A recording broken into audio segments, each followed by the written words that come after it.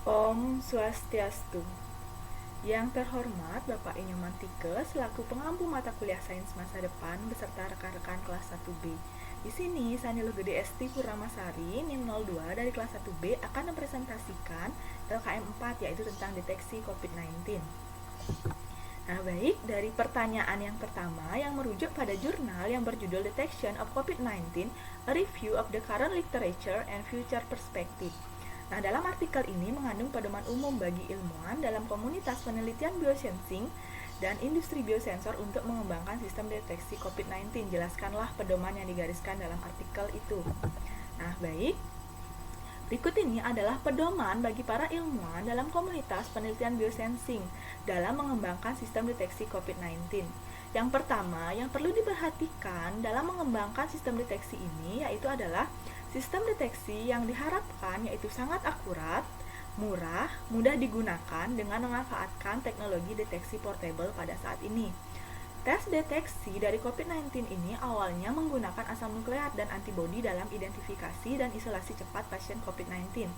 Namun, uji ini mengalami beberapa kendala, yaitu terjadinya beberapa keterbatasan, yaitu yang pertama, sensitivitas alatnya ini masih rendah, waktu deteksinya lama, kebutuhan untuk mengekstrak RNA dari sampel klinis itu masih menunjukkan hasil negatif palsu yang sering diperoleh dan memerlukan teknisi yang profesional. Pasien COVID dengan tingkat RNA yang rendah sangat mungkin terlewat melalui deteksi ini. Nah, sehingga berdasarkan masalahnya yaitu saat ini tidak adanya antigen yang tersedia secara komersial atau kit deteksi virus dan nilai diagnosis awal dari deteksi antigen NP masih sulit dipahami. Selain itu, masih banyak pasien yang menunjukkan tingkat antibodi yang rendah yang menargetkan SARS-CoV-19 ini sangat sulit dideteksi pada awal infeksi, sehingga solusinya dalam artikel ini yaitu adanya biosensor potensial yang dikembangkan untuk deteksi SARS-CoV-2 ini. Nah, di sini terdapat beberapa jenis biosensor yang potensial untuk dikembangkan sebagai sistem deteksi COVID-19. Yang pertama ada uji aliran lateral, yang kedua ada biosensor elektrokimia, dan yang ketiga yaitu deteksi asam nukleat berbasis chip. Nah, yang pertama yaitu uji aliran lateral. Uji aliran lateral ini mudah digunakan, murah, dan mudah diproduksi secara massal. Deteksi dengan uji aliran lateral ini telah ditingkatkan dengan penggunaan bahannya itu yaitu nanopartikel sebagai label imun seperti titik kuantum, nanopartikel konversi atas, dan nanopartikel magnetik.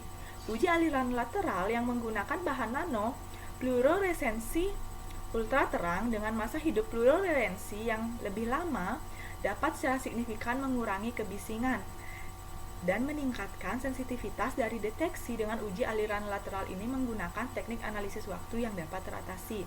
Selanjutnya, penggunaan uji aliran lateral bersama-sama dengan mikrofluidika atau amplifikasi eksponensial isotermal asam nukleat ini sangat menjanjikan untuk deteksi RNA SARS-CoV-2 di lapangan, sehingga ini merupakan salah satu cara yang tepat dengan sensitivitas yang tinggi.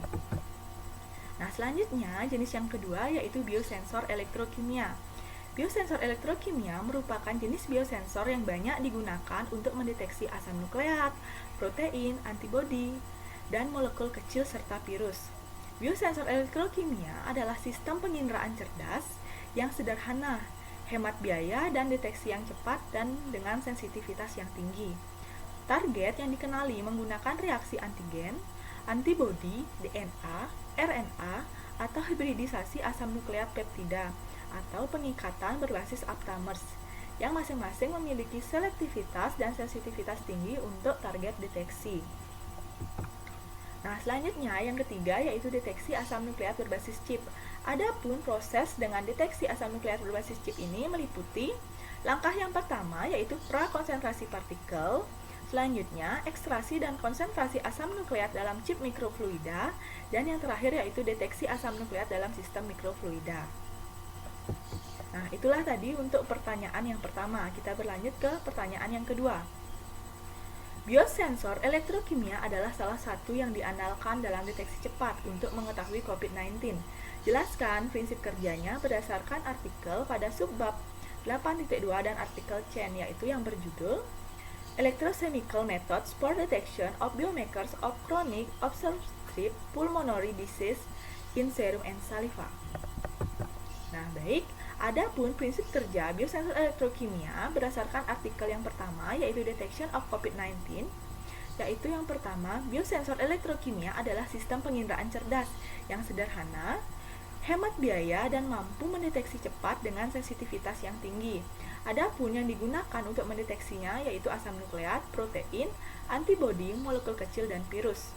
Target yang digunakan atau yang dikenali menggunakan reaksi antigen, antibodi, DNA, RNA, atau hibridisasi asam nukleat, peptida dengan pengikatan berbasis aptamers yang masing-masing memiliki selektivitas dan sensitivitas yang tinggi untuk target deteksi. Salah satu jenis sensor elektrokimia bebas label yang umum digunakan adalah sensor impedimetri. Dalam sensor impedimetri, interaksi antara molekul target dan molekul yang ditangkap di elektroda menurunkan flux probe redox ke permukaan elektroda dan meningkatkan impedansi. Carbon nanotube adalah salah satu elektroda berbasis biosensor impedimetri yang digunakan untuk mendeteksi antibodi, menargetkan protein E dan protein non-struktural 1 atau NS1 dengan sensitivitas yang tinggi. Biosensor ini dilaporkan 10.000 kali lebih sensitif dibandingkan enzim lead immunosorbed assay. Nah, inilah dia proses deteksi biosensor elektrokimia.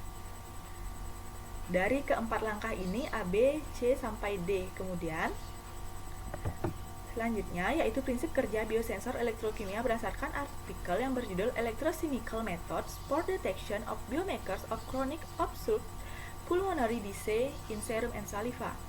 Jenis imunosensor yang berlabel enzim yang digunakan yaitu transistor efek Medan, di mana pengikatan analit dan ke elemen pengenal di gerbang G. Terminal menginduksi distribusi muatan, menghasilkan perubahan potensial permukaan yang akhirnya dapat menyebabkan perubahan dalam konduktansi antara sumber dan drain.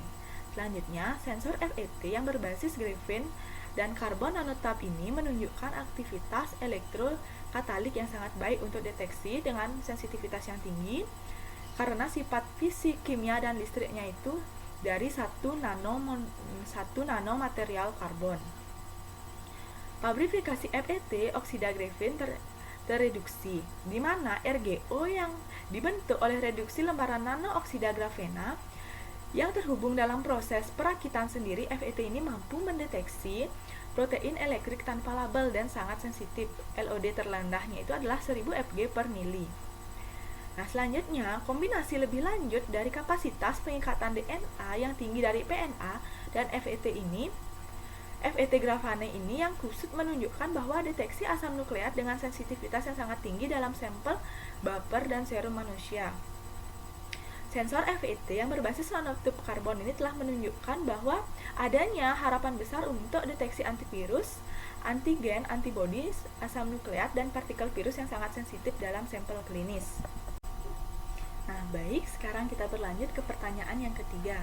Jelaskan metode yang telah berhasil membuat sensor FET yang menjanjikan untuk SARS-CoV-2, metode diagnostik imunologi yang sangat efektif untuk COVID-19 yang tidak memerlukan perlakuan awal atau pelabelan sampel.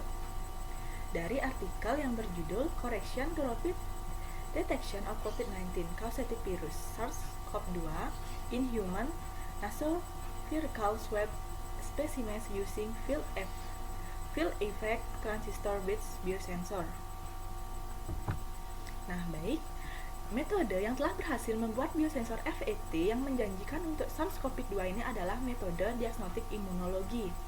Metode diagnostik imunologi ini sangat sensitif, tidak memerlukan perlakuan awal atau pelabelan sampel, dengan melibatkan deteksi langsung dari partikel virus SARS-CoV-2 ini, menggunakan tes biokimia yang mampu mengukur konsentrasi bahan cairan seperti darah atau urin menggunakan reaksi antibodi terhadap antigen yang disebut dengan immunoassay.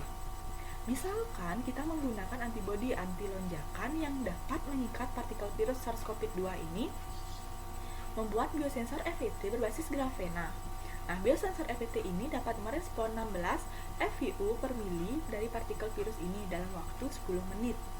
Nah, ditemukan bahwa larutan yang biasa digunakan untuk menyimpan sampel virus pernapasan dengan media transport universal dapat menghasilkan sinyal derau yang tinggi sehingga LOD dalam media transportasi universal menurun menjadi 242 eksemplar per milinya. Bahan baru untuk metode rekayasa yang harus dikembangkan untuk mengurangi sinyal kebisingan di biosensor FET ini yaitu dengan meningkatkan rasio signal to noise yang mampu memungkinkan hasil screeningnya itu dengan sensitivitas tinggi terhadap pasien COVID-19. Desain primer untuk amplifikasi dan optimalisasi metodenya. Secara umum, area dari genom SARS-CoV-2 ini menjadi target amplifikasinya yaitu adalah gen protein E atau envelope, gen protein N, nukleokapsid, dan gen RDRP yang nantinya terdapat pada area open reading frame.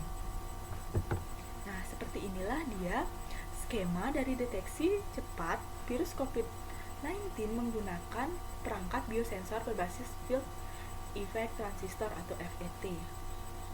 Dimulai dari gambar A, yaitu skema diagram sampel dari pasien COVID-19, kemudian ada skema dari sensor menggunakan FET ini, kemudian bagaimana plot dari real time-nya, dan pemplotan dalam pendiagnosisan. Nah, baik, demikianlah presentasi untuk LKM 4 pada kesempatan ini. Jika terdapat kekurangan atau kesalahan, saya mohon maaf. Saya ucapkan terima kasih. Om Santi Santi Santi Om.